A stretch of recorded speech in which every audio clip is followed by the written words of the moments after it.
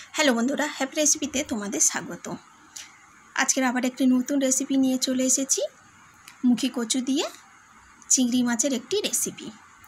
এই মুখী কচু দিয়ে চিংড়ি মাছের রেসিপিটি একবার বানিয়ে খেয়ে দেখার অনুরোধ রইল। একবার খেলে বারবার খেতে হবে। তাহলে চলো আর বেশি কথা বলবো না, রেসিপিটি আমরা দেখে নিই।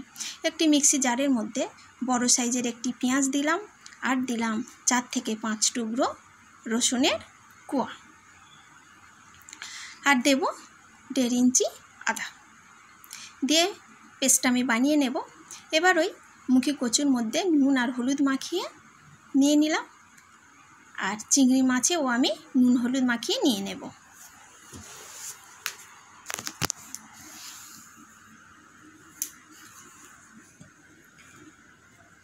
কড়াই গরম হয়ে গেছে, ওর মধ্যে সর্ষের তেল দিলাম, দিয়ে চিংড়ি মাছগুলো আমি ভেজে নেব।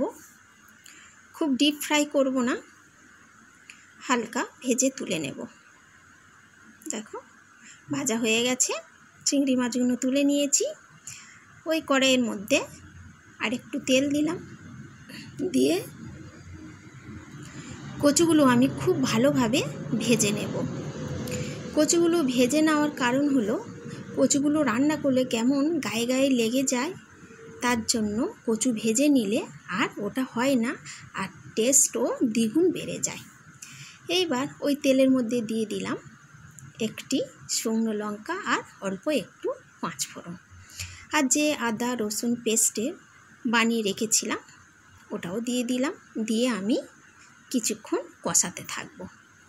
এবার আমি একে একে মশলাগুলো যোগ করব। স্বাদ মতো লবণ, জিরে গুঁড়ো, ধনে গুঁড়ো, হলুদ গুঁড়ো, আর ঝালের জন্য দিলাম লাল লঙ্কার গুঁড়ো, আর কালারের জন্য দিলাম কাশ্মীরি লাল লঙ্কার গুঁড়ো। মশলাটা আমি মিডিয়াম ফ্লেমে 2 মিনিট কষিয়ে নেব। কষানো হয়ে গেছে, এবার আমি একটি টমেটো কেটে দিয়ে দিলাম,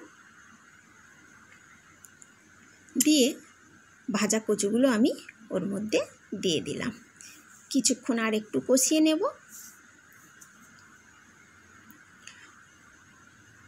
সামান্য পরিমাণে একটু জল দেব, দিয়ে আরও ভালোভাবে আমি মশলাটা কচুর সাথে কষিয়ে নেব।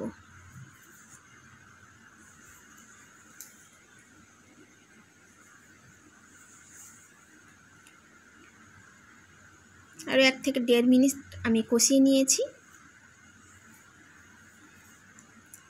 এবার পরিমাণ মতন আমি জল দিয়ে দিলাম, দিয়ে ঢাকনাটা দিয়ে দেব 5 থেকে 7 মিনিটের জন্য। তরকারি ফুটে গেছে, ওর মধ্যে আমি চিংড়ি মাছগুলো দিয়ে দিলাম, দিয়ে ঢাকনাটা আরও আমি দিয়ে দেব 2 মিনিটের জন্য।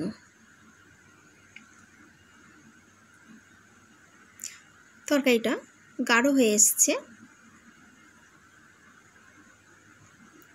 দেখো কচুটাও খুব ভালোভাবে সিদ্ধ হয়ে গেছে। মুখী কচু রান্না করলে গায়ে গায়ে লেগে যায়, কিন্তু ভেজে নিলে আর লেগে যায় না। উপর থেকে দিয়ে দিলাম 3টে কাঁচা লঙ্কা আর একটু গরম মশলা। তরকারিটা হয়ে গেছে, আমি এবার ঢাকনাটা দিয়ে দেব। কিছুক্ষণ রেখে দিয়েছিলাম, পরে চলে এলাম। দেখো আমি দেখাচ্ছি। ভিডিওটা ভালো লাগলে লাইক শেয়ার কমেন্ট করবে, সাবস্ক্রাইব করবে, আর সবাই খুব ভালো থাকবে।